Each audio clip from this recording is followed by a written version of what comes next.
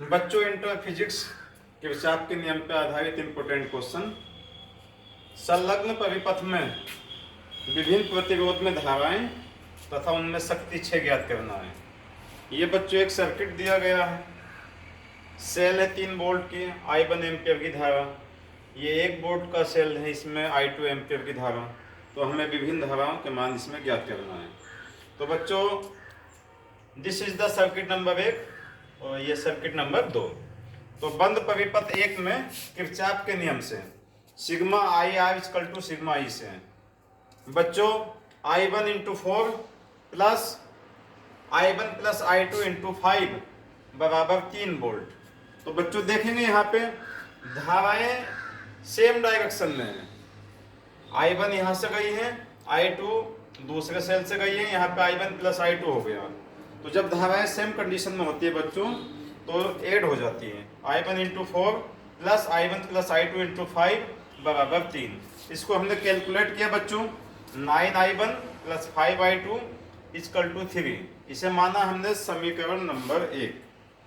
इसी प्रकार परिपथ नंबर 2 में किरचॉफ के नियम से I2 2 ओम में जाएगी बच्चों, तो I2 इंटू 2 हो जाएगा यहाँ पे, plus I1 plus I2 into 5 हो जाएगा। 1 वोल्ट का सेल जुड़ा है बराबर 1। इसको कैलकुलेट किया बच्चों हमने, 5I1 प्लस 7I2 बराबर 1, समीकरण नंबर 2।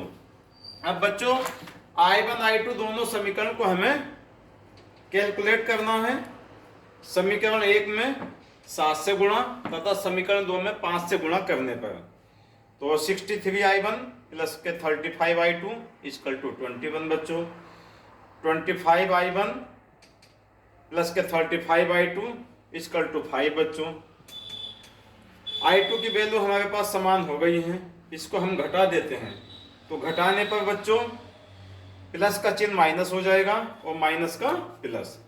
63 में से 25 हमने घटा दिया बच्चों। 38I1 बराबर 21 से 5 घटाया हमने 16। I1 का मान 8/9 एम्पियर।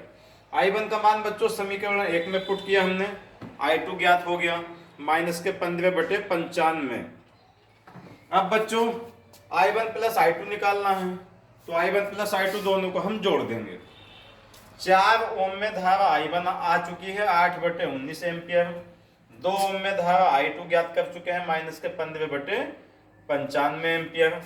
5 ओम में दोनों धाराएं हैं I1 प्लस I2। तो 5 ओम में धारा I बराबर I1 plus I2। I1 I2 का मान रखा बच्चों हमने 5/19 एम्पियर। अब दोनों रेजिस्टेंस के सापेक्ष हमें शक्ति 6 भी निकालना है। तो शक्ति 6 होता है बच्चों P equal to I square into R।